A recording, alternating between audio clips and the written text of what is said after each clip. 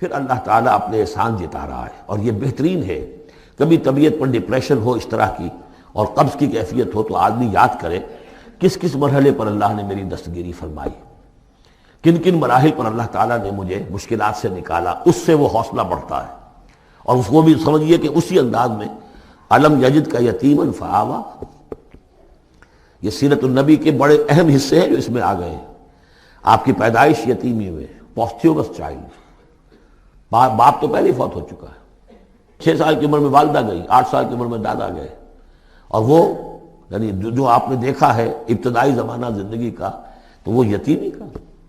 علم یجد کا یتیمن فآوا، کیا اس نے اے محمد آپ کو نہ پایا کہ آپ یتیم تھے، پھر پناہ دی، آپ کے لیے بندوبست کیا، دادا کے دل میں جو شفقت ڈالی، پھر آپ کے تایا زبیر کے دل میں جو شفقت ڈالی۔